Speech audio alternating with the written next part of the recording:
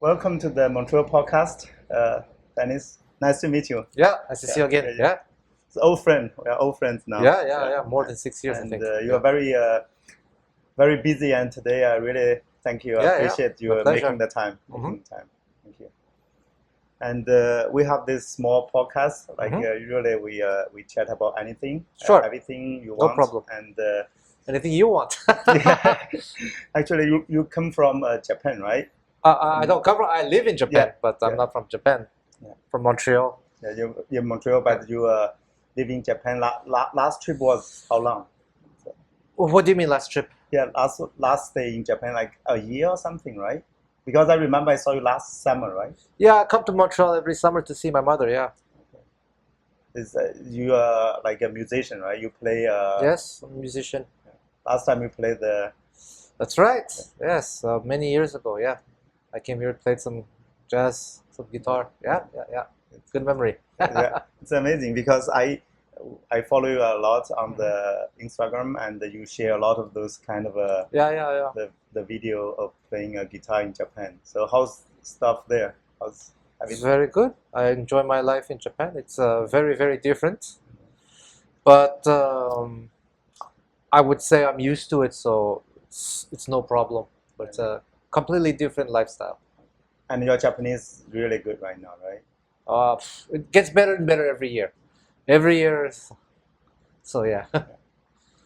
That's amazing. So I want to, because you travel a lot and you're from Montreal. Yes. I'm stuck in Montreal for 21 years already. So I really want to know people's experience.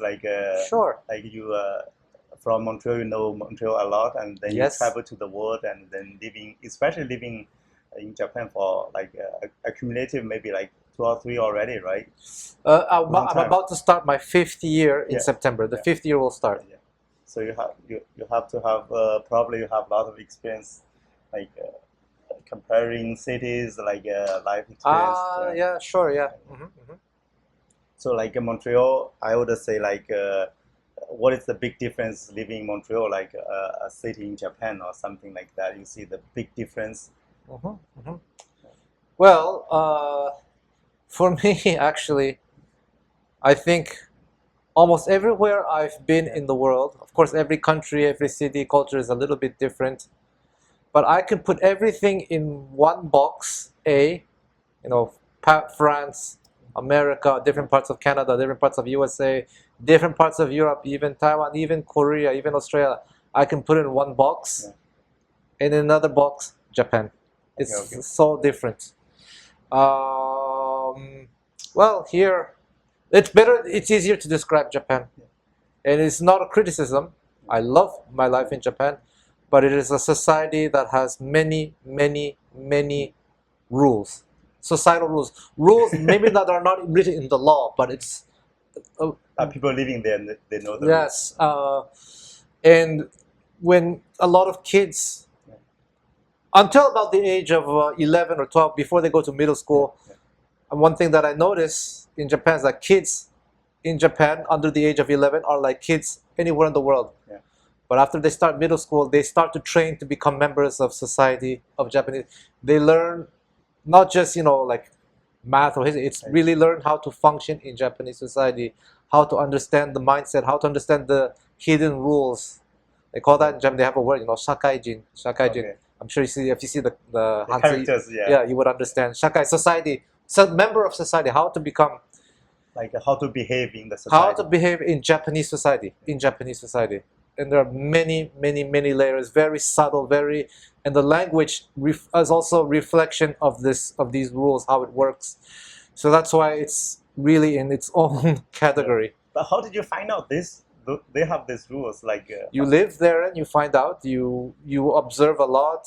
You read. You observe how you have to really be observant of how people behave.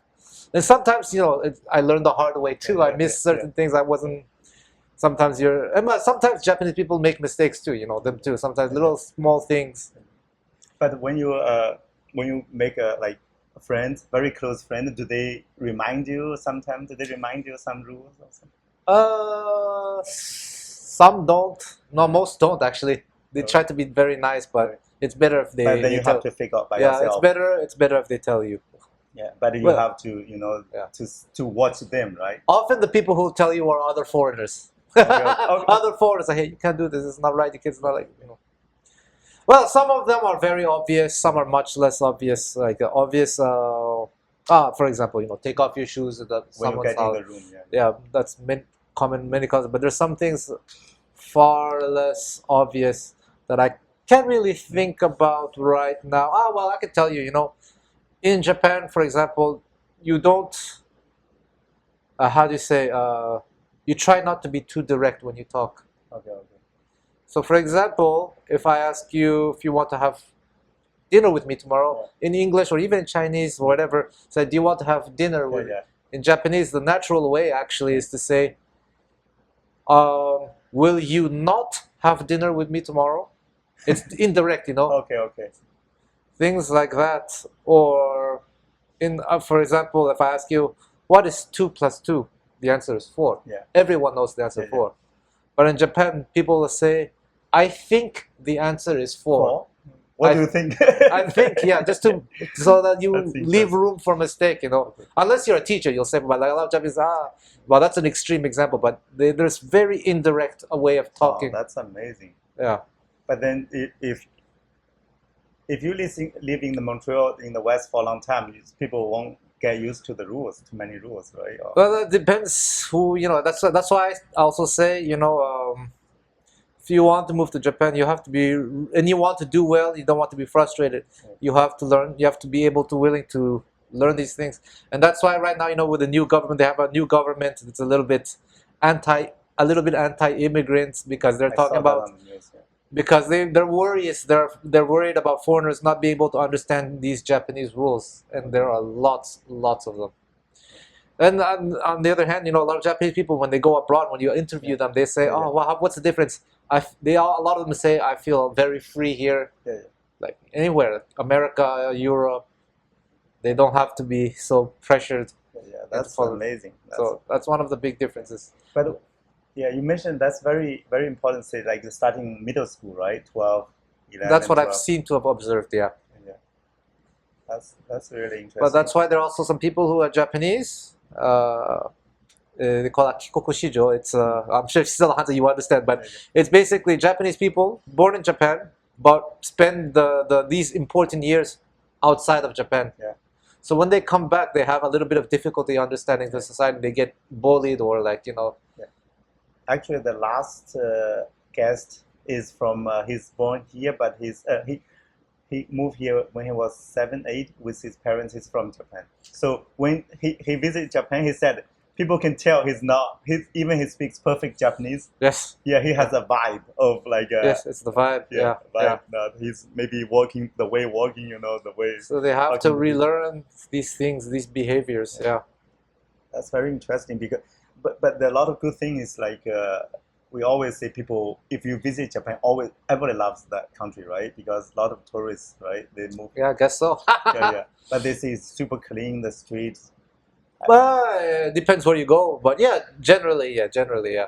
For people Tokyo, if you compare the metropolitan Tokyo is almost the population of Canada. So if you consider that, it's clean. If you have 37 million people in Montreal, maybe it'll be even dirtier than it actually is. So for me, like I'm from China, so a lot of times like I haven't had the chance to visit Taiwan or Japan. So it's always on the list. Let me know if you come. I hear a lot of people saying good things about Japan, visiting Japan. The food is super delicious and also very good price, right? Yes, if you want to eat local food, it's obviously much cheaper than it is here. I had ramen the other day, Japanese ramen. Man, $36. In Japan, it's maybe $12, $11. How about the quality of the ramen? Like comparing the flavor, they very close, or the Japanese better, the ramen, the one you had, like $36 ramen. Ichigo Ichie is it's a very famous place actually. I don't want to offend any Japanese people, but this is one of the most tastiest ramen I've ever had in my life. Really, even better in Japan sometimes? Oh, very high. But $36 like is expensive. Usually it's 18, right? 18, 19 plus. Before tax. the pandemic, it was much cheaper. Before the pandemic, it was maybe $20. Now it's $35. This is the same thing. I had poutine the other day, $35. Before the pandemic, it was $18. So I think pandemic adds like 50% more. 50 to 100. So, but the salaries don't go 50, 100 more. So now it's become luxury. Yeah, because I used to go to we go to the Alomangkoko for the. Yeah, I went a few days ago too. Yeah, Alomangkoko is my favorite with my daughter. We always. Went there. But the price like crazy. 50 to 100% more expensive. But our restaurant is like only $2 more. That's good. We did not. I don't feel justified to raise that much. But I also understand. I own a property in Montreal. After the pandemic, everything, all the tax have gone up by. I can tell you, my property municipal tax in 2019 was about 2,700 or something. Now it's almost 4,000. And also, if you hire electrician, plumber, everything, insurance, everything. So now there's a housing crisis in Montreal, and they talk about greedy landlords. I'm sure there are. There probably likely are. I remember you have a studio. Do you still have the recording studio? I still have the condo, but I'm a landlord. I rent it out to people. Okay. But yeah, prices have gone up. But maybe they're greedy people. But you also have to see that the government forced people to raise prices. It's not good. And also anything to repair, and then costs a lot of money to repair. Yeah, everything. That was just the municipal tax, insurance, condo, so everything went up by 50 to 70%. Jesus, yeah, it's not easy. It's not easy. No. But especially like in downtown area, like right now it's like what about almost 2 o'clock, right? You see, we don't have customers downstairs, so it's very tough for the business in downtown. Yeah, it's. We used to rely on a lot of Uber Eats deliveries, but because of St. Catherine Street, there's a lot of constructions. Now even the delivery is much less. This year, comparing to last year, it's like big problem. Like dropped a lot for the deliveries.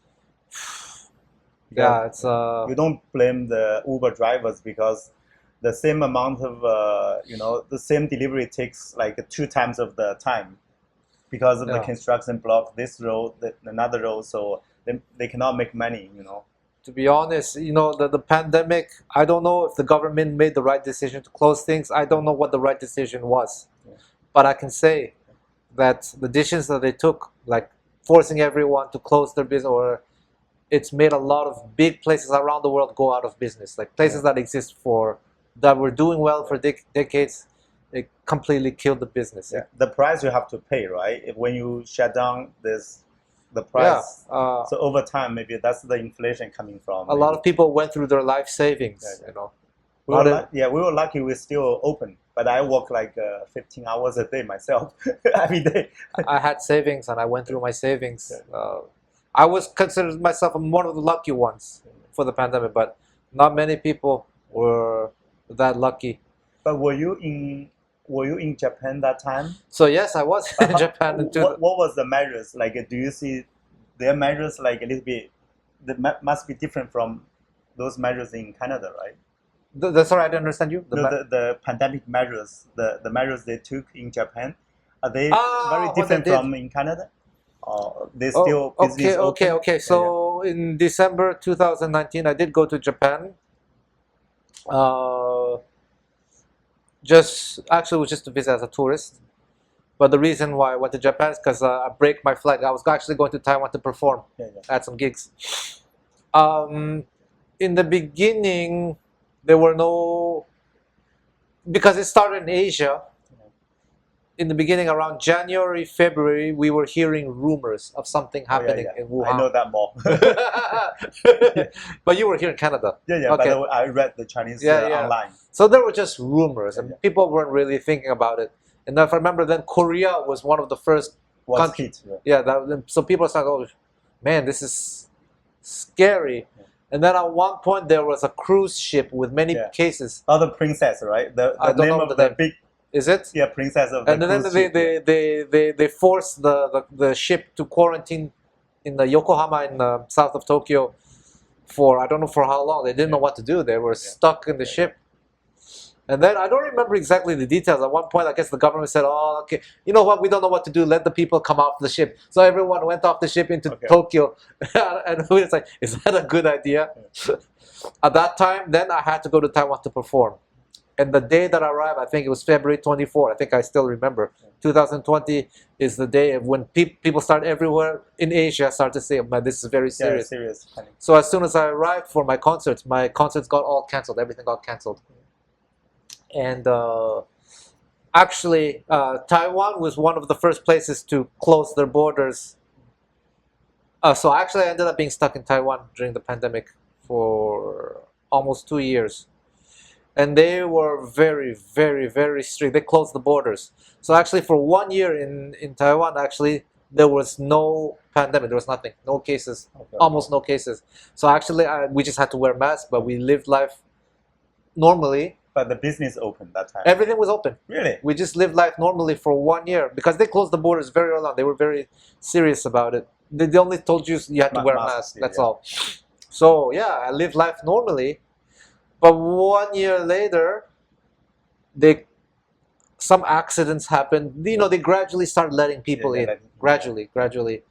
And unfortunately, they miscalculated some people who came in. And the infection started for the first time 1 year after. So in 2021, I think around May, is when the pandemic hit Taiwan the same way it hit the rest of the world 1 year earlier. Okay. So I experienced what people experienced a year earlier, 1 year later. Okay. So that was that. So the business was shut down also. Yeah.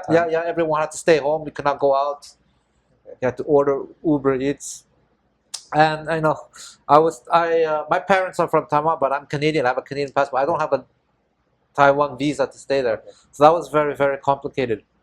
I thought I could go home right away and to go back again around March 2020. All the flights got canceled, so my flight got canceled. I called Air Canada asking for a refund. They said, no, they don't do a refund, you know. You can have credit. Like, I literally got the refund a year or two later. I called them again. It's like, listen, man, give me the refund. Okay.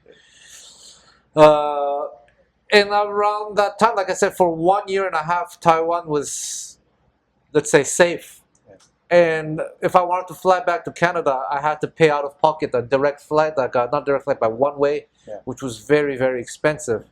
For that money, I could live in Taiwan for 6 months with rent, you know. Rent was very cheap. And also Montreal had the curfew. You can't work. You can't. As a musician, I can't even perform. So why would I want to go back to Montreal if I can't even? Yeah, we had the curfew. 8 p.m. Sometimes people protested, then they moved to 10 p.m. It's summer. It's summer, like 8 p.m. It's still sunlight. Sun is not setting yet. Yeah. So I decided to stay in Taiwan. The problem with Taiwan, though, is I didn't have the visa. So actually, I applied for a visa. They have this thing called Jinka, like a gold card. Yeah. It's like for special people. I applied for it and I got it. So then I got residency status in Taiwan.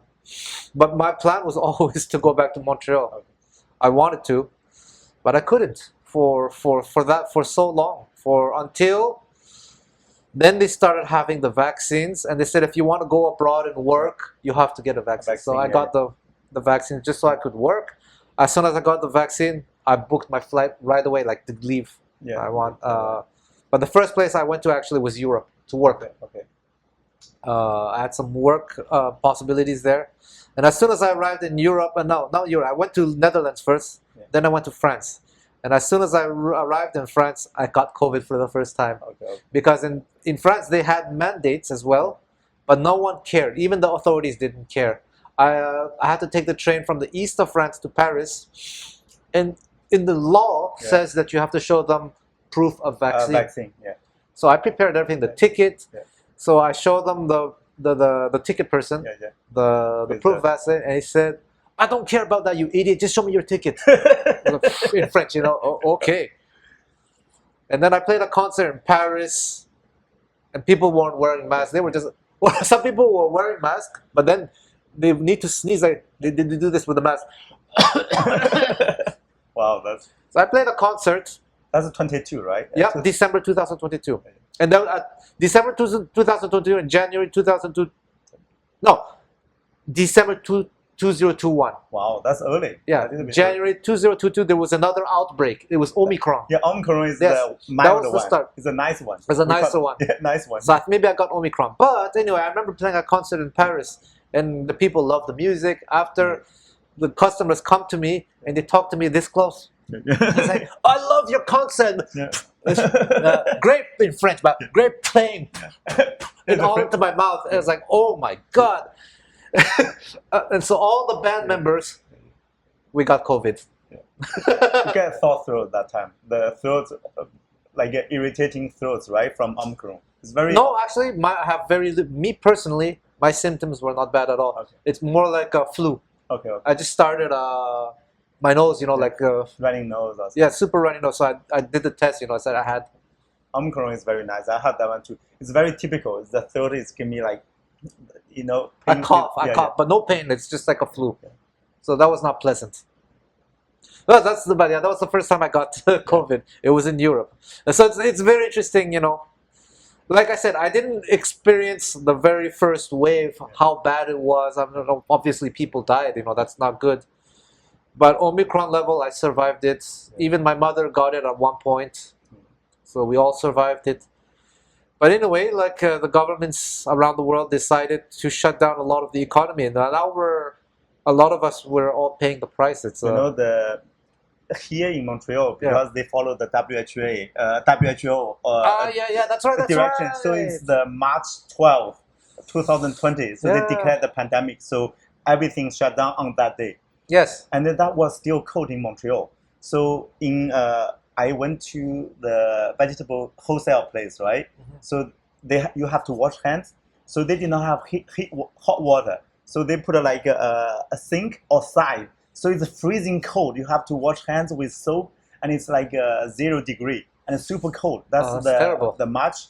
And then they start installing the hot water. Take them a month. So then already the guy, when you go to the wholesale vegetable place, they make you order, right? You pay. But when you check out, there's one older guy checking, making sure you are taking all the order is the vegetables you took, right? Yeah. The last check. Yeah. So the guy in April, May, the old guy, you can tell probably 70 years old, the old guy, he did not even wear mask. He put a mask like this. Yeah. He did not even care. Yeah. So that's only very early, April 2020. The guy was super brave and old. That time I was worried. He was wearing on the chin, the mask on the chin. He's talking about the paper. He's signing his name, checking the vegetables the same. That was very, very early. Brave old guy. Yeah, who knows what. Unfortunately, we can't go back in time and try different things to see what's the right. But the French is interesting. You said they had the rules, but nobody cares. Yeah, nobody cared. Even the authorities didn't care. That's amazing. Here is very serious. Very serious. Taiwan was extremely strict. That's so crazy. But in the second year of Taiwan, they're very tight. So have you seen the business struggle, small business struggle, because of that?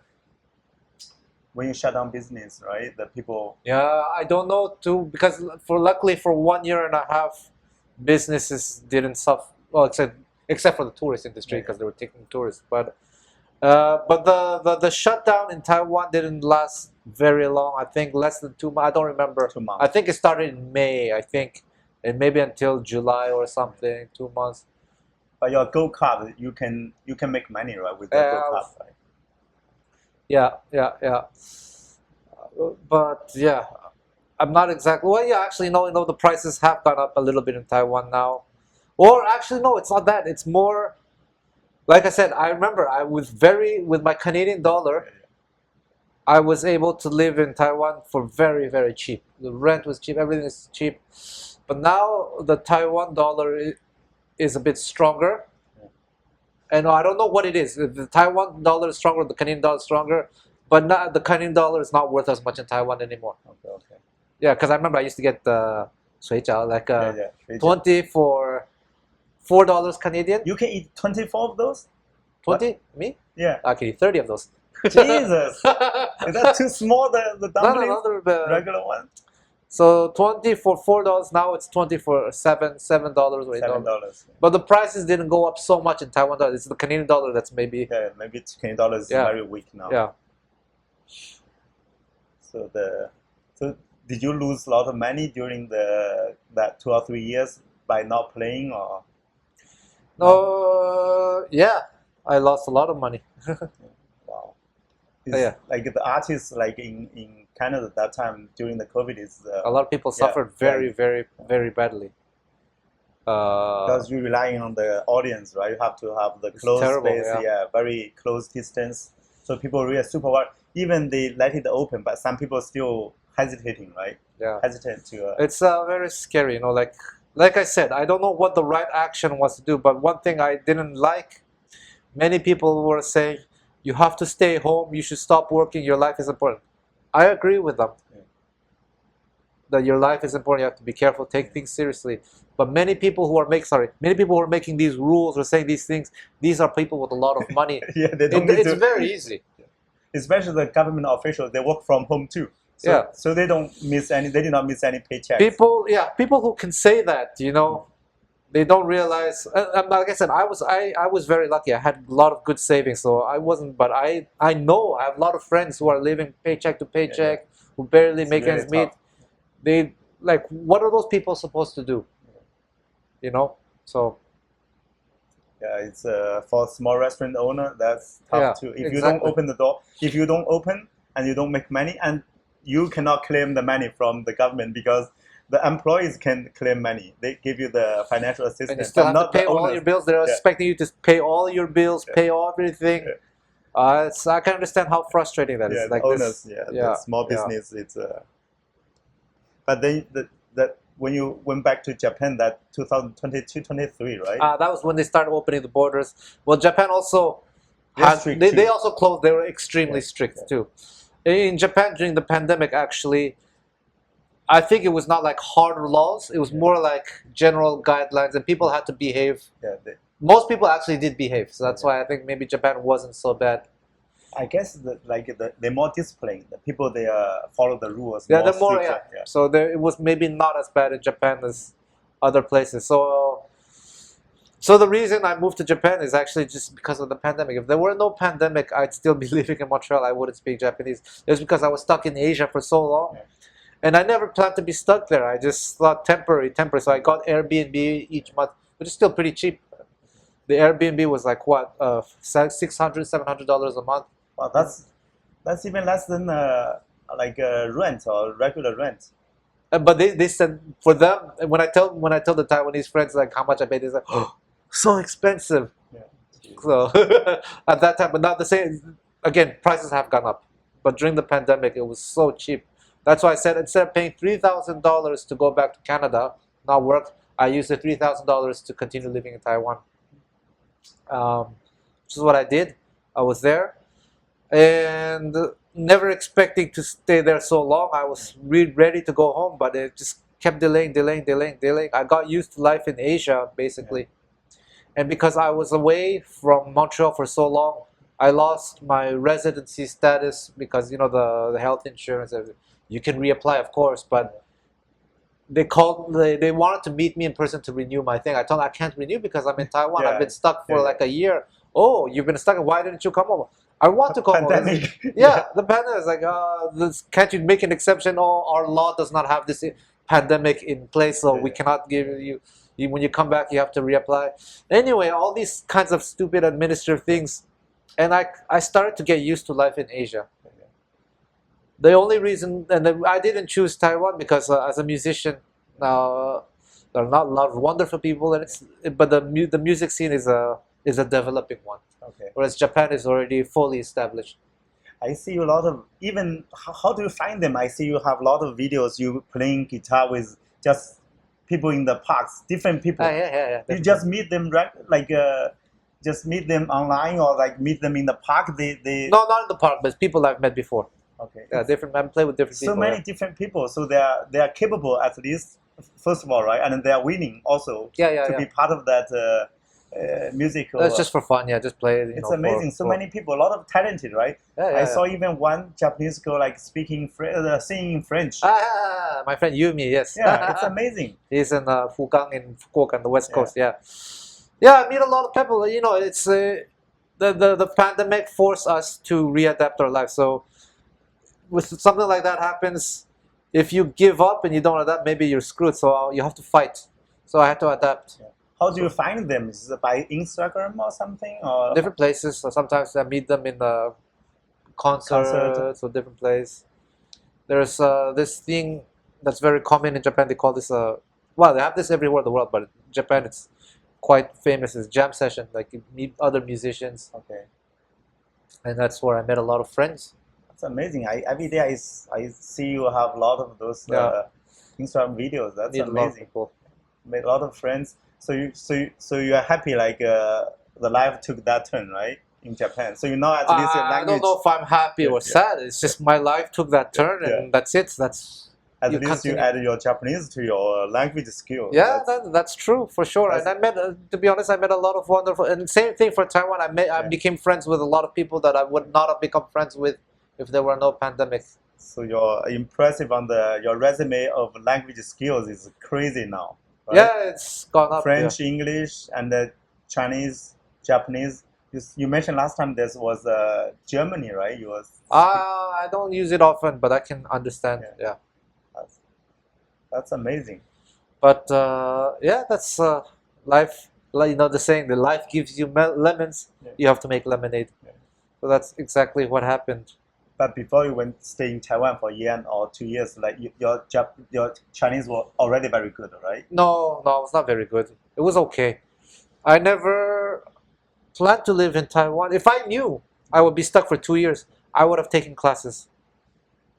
But now you're perfect, good, really good with Chinese, right? No, not at all. My Japanese is way better than my Chinese. Really? I thought you were writing something. No. My Chinese is very, very bad. The writing, sometimes friends help me.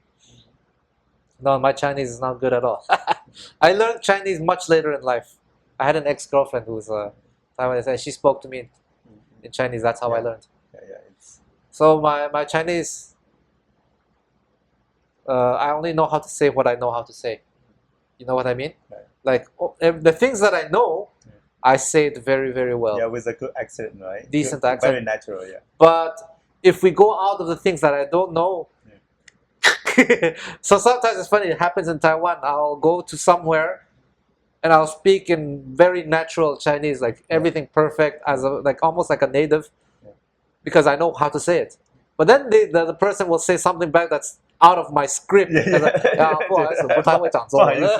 你可以用英文吗？ But have you met people like talking to like what is another like a dialect of Taiwan? Like they say 台语 like 福建话, 福建话, yeah. I speak a little bit of that too. That is crazy. A little bit. That's so different because they have. Yeah, it's very different. Yeah. It's a Mandarin and then the other one, right? Yeah, Cantonese. That's very different. Yeah, actually, my Japanese. So that's very funny when they always when I tell Japanese people, I'm from Canada, but my parents from Taiwan, they say, ni hao, ni hao. But no, but actually, my Japanese is better than my Chinese. That's really good. Yeah. So you still go back to Japan, like plan to stay long, right? We'll see. We'll see how now they have a new government since. Was it last year or beginning of this year? No, the end of last year. Yeah. They're really changing a lot of the rules. But you have your paper already, right? You have. Yeah, right now for another 2 years. I got 3 years. It's gonna be my 5th year, so I have to renew. I think in 2 years, I believe. And we'll see what it's gonna be like because they're really changing they're really rolling it fast. They just announced 2 weeks ago they're gonna change another rules for permanent residency. It's gonna be they're considering that you have to make more money than the average Japanese person. And some of the government people, they're suggesting that people should pay pension, tax, and everything, and when their visa expires, they should go home. They should not have. They're discussing different things, like. Hey, actually, do they have like in Canada, right? You file like tax return every year. Do they have the similar thing as well? Yeah, kakute shinkoku. Yeah, I have that. I do that. I pay my taxes. Okay, so every year. I have to. Okay, let me tell you something. As a musician, I had artist visa, work visas for many different countries, like USA, Canada, Hong Kong. I've worked in different places with a valid visa. Japan's visa, it forces you to be a resident of Japan. Okay. So it's not a temporary thing. So even it's a working visa. Yeah, so that's one of the reasons why I started living in Japan, is because if you want to renew this artist visa, you have to live in Japan. Okay.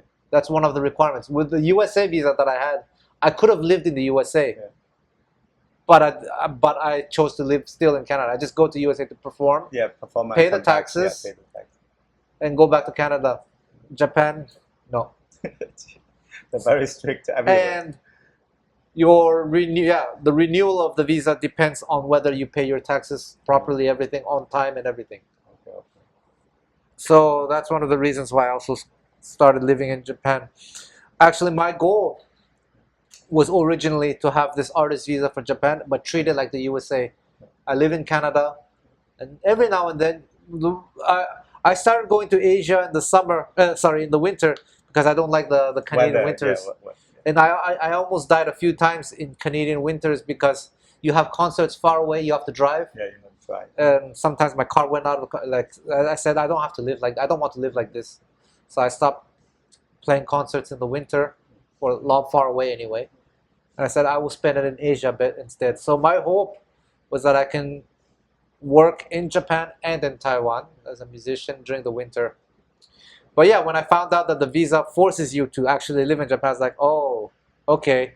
Well, by that time I got used to life in Asia, so I said, let's give it a why not? But they say like in Japan, Asia, very hot, right? Summer it's getting worse and worse. Yeah. Worse and worse. Summer here in Montreal is very much nicer, right? Beautiful. Yeah, exactly. It's funny because actually every summer when I come back, local people, they tell me, friends, be careful, Dennis, it's very hot in Montreal. Yeah. I tell them, you don't know where I live. Yeah, it's terrible. It's one of the worst. Actually, Japan is north of Taiwan, but Taipei, actually, it's bad. It's not good. But actually, Tokyo, I feel, is worse. I saw on the video, some people, they wear the ring, the neck ring made of ice, right? Filled with ice. I've never seen that, but yeah, I've seen videos. And they have tiny fan you can wear on the neck. Some people do that, yeah. It's the humidity. It is extremely, extremely humid. I remember one time I had to, let's say I live here and I have to go outside. I have to cross the street to go to buy something. By the time I came home, I was all wet in like a mist. Sweat. Yeah, I had to take a shower right away. It's that bad. The heat. It's not the heat. It's the humidity. And the funny though, but it's funny because people in Canada, they tell me, "Oh, be careful, it's too hot outside." I was like, please, it's nothing. But in the winter in Japan, it's like what, 5 degrees, 15 degrees, and people sometimes it's 20 degrees. I wear a t-shirt, and people say, Dennis, be careful, it's very cold outside. And I tell them, Canada. Sometimes we have -40. Like, oh, they can't believe it. Yeah. Everywhere in Asia. The Tianjin University, Tianjin is a northern city, right, next to Beijing. Even 2001, 1999, 2000, the summer was crazy, very hot. Like winter was very cold, -15 that time. Yeah. But then the summer, like July, August, is crazy, like very, very hot. Right now, even worse. Like 20 years after, like all the city in the north in the summer is crazy in China. Yeah. So it's the best city ever in the world for summer is Montreal. Actually. It's very good. I gotta say, it's very good. It's amazing. So I really admire you. Like a lot of time, like, geez, you have a great life. Traveling everywhere, working, seeing different countries. Especially when you stay there for long, you can really understand the place. If you only stay there a week or two, Yeah. That's amazing experience. Yeah, it is what it is. But from artist like perspective, like if you pick a city in Japan, the big city, and Montreal, which one is easier to make a living? Montreal. Montreal? Oh yes, because like I said, in Japan, there are so many crazy, very strict rules that prevent me to function properly as a musician, to be honest. In, like, for example, in real estate, your musician is not there's no lyrics for your music. It's just like the instrument is not offending or not like. Oh, it is offending. Yeah. Really? They have very, very strict By rules tones, by those. Yeah, like for playing outside, even playing in a park. Oh, like, loud. They said it's loud, maybe. The one word, it's a complicated word. Let me show you. I'll show you this. How should the Hanzi? But it's one of the first words people will learn if you live in Japan. It's a complicated word. This. Do you understand? 迷惑. Does that mean anything in Chinese? Like influencing people in the bad way, confusing people? Or? Yeah, in Japanese it means inconveniencing others. Oh. It's everywhere in Japan. It's something you hear every day. Parents tell the children. Oh, that would be in Chinese would be 打扰, actually. 迷惑, 迷惑, 迷惑かける. Oh, this 迷惑 is more confusing, deceiving. In Chinese, if we read that two characters in Chinese meaning will be deceiving people. So that's expression 迷惑かける かかる. Like it's one of the first things you hear so much. Yeah. It's part of the rules they learn, not to inconvenience others. Not to stand out. In Japan, there's a saying like, if there's a nail that sticks out, you have to hammer it so that everyone is the same. So, if you see there's not a lot of music somewhere, even if you want to go outside in the park and just play, here you can do this, no problem. Yeah, you can, In Japan, so you cannot playing your guitar and then a girl dancing.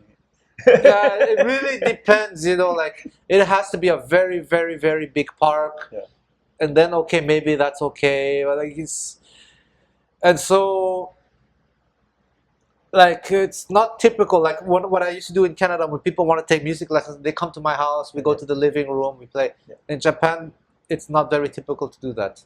Because neighbors. In Japan, they don't have a culture of going to people's house the way that we do here. It's it's a very different atmosphere, I'd say. So, and then after the real estate, everything's very tight. I used to have people in Montreal, when I lived in Montreal, people from all over the world would come and stay at my home and we'd play music together. And again, if you have, in Japanese society, like real estate is very, very, very regulated. Okay. You're almost not, in a lot of the things that the regulations in Japan would be illegal in Canada and Quebec. Almost the rules favor the landlord in Japan.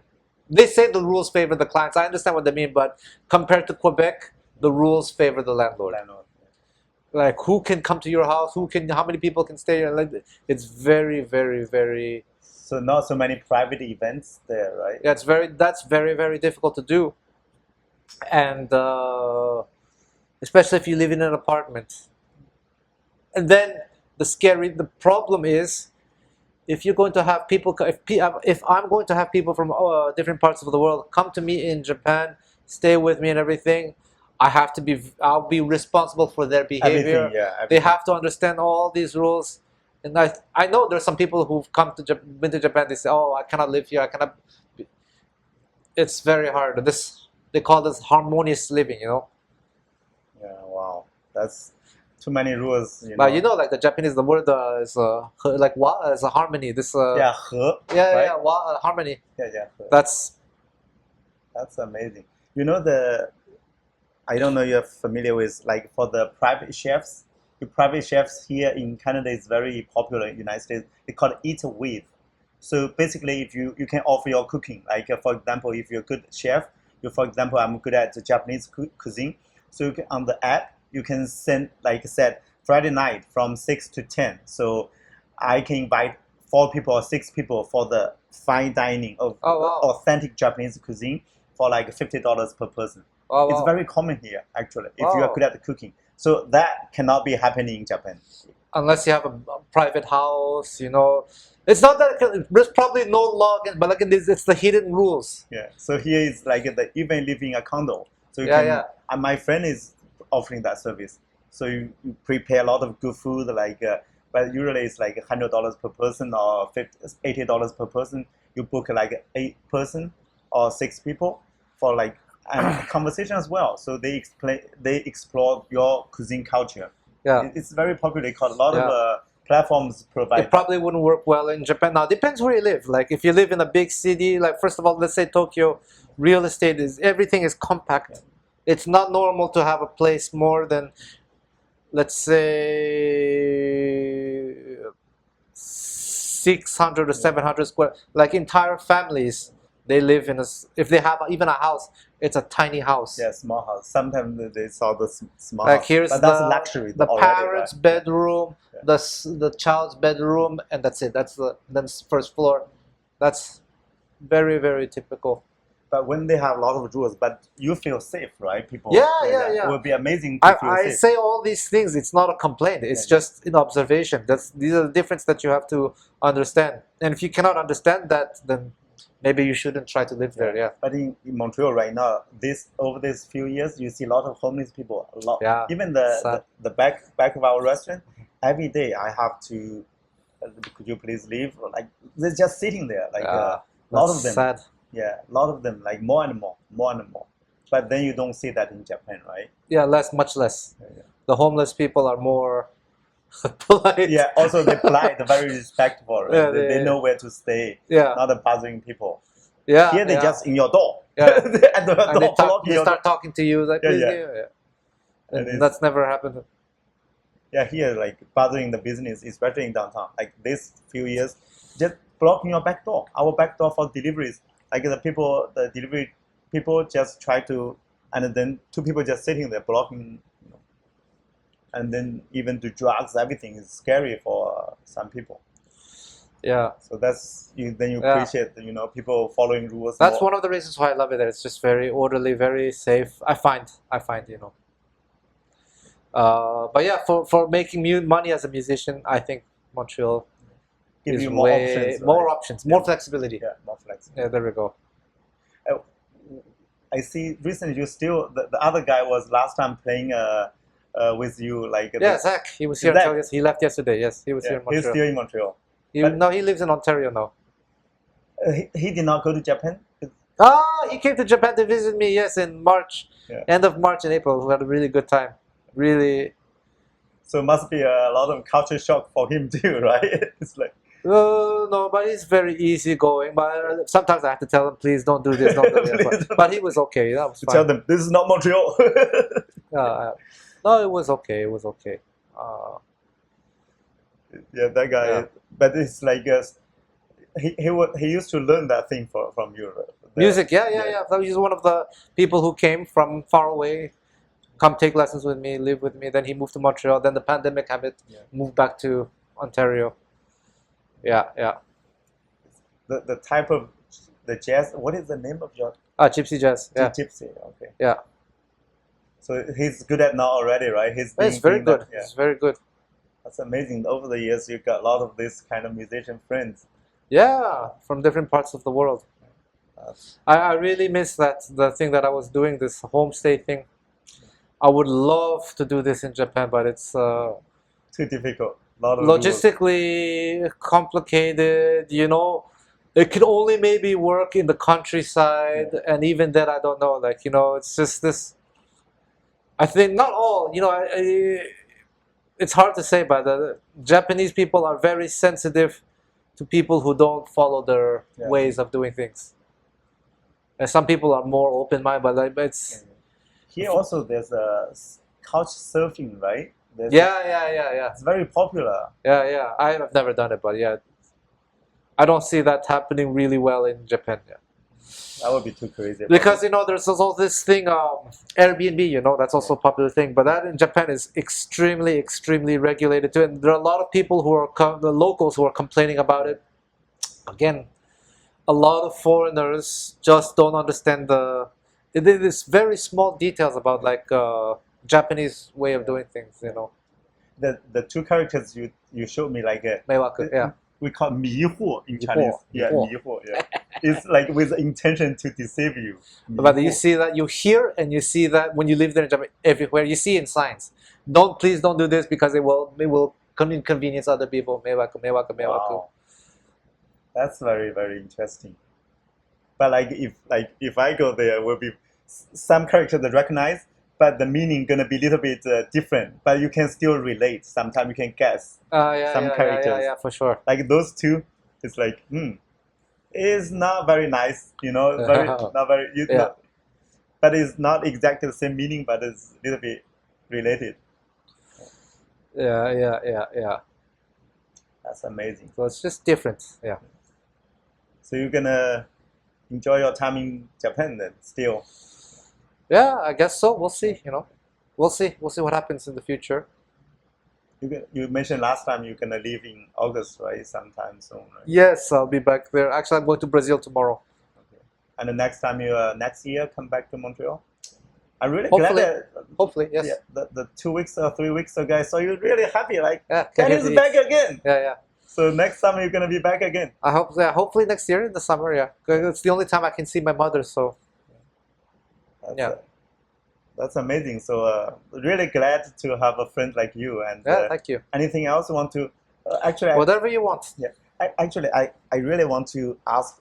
Probably we're ending this podcast really soon. So what do you think of Montreal as a city? Like good things, bad things, very standing out in Montreal? Well, first thing is that I have not lived here since the pandemic, and I know the pandemic changed so many things. Like especially in my industry, it's completely. It's almost like from ground zero. So I cannot comment on that. Yeah. I can only comment on the past. Good things. Oh well, before the pandemic, it was one of the cheapest big international cities in the world. Yeah, it was. It was. Yeah, the now, cost of living was. The cost of living has gone up so much. Yeah. I feel now with the way cost of living it has lost a lot of its value. Because that was really one of the catch.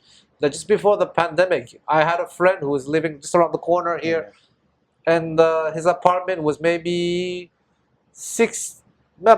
almost the same size as this floor, maybe 60 or 70% of this floor. Yeah. He was paying $700 Canadian a month. I think now that same place is maybe 1,600 or 1,800. Wow. So that was one of the big points. It's an international city.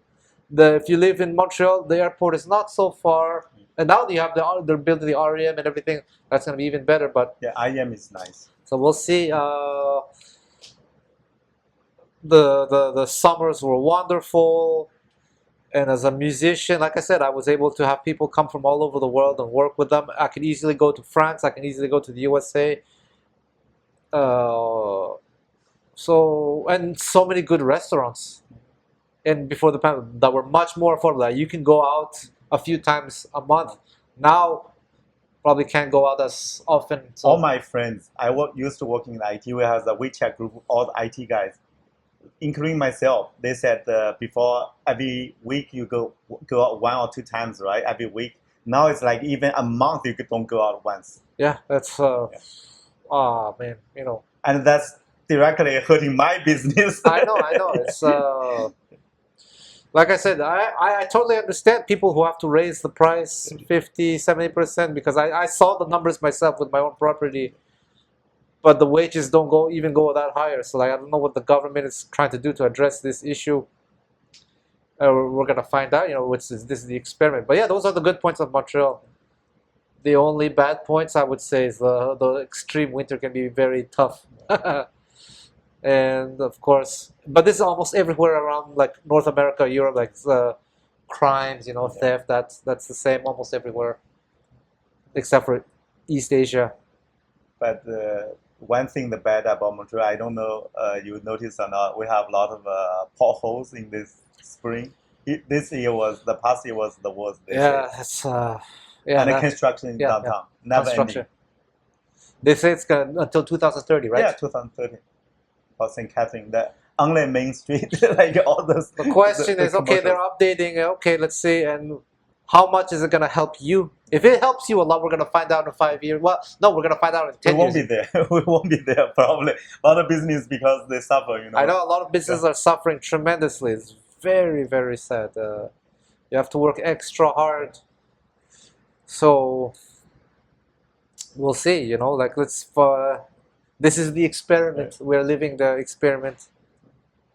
Yeah, actually, really thank you for coming to here. Sure. So every time I'm so happy to see you. Thank you. To the restaurant. Thank you for the good food too. Yeah. It's very thank good. You, man. Yeah. Thank you. Thank you so much. Thank you. Great. We finish here. Okay.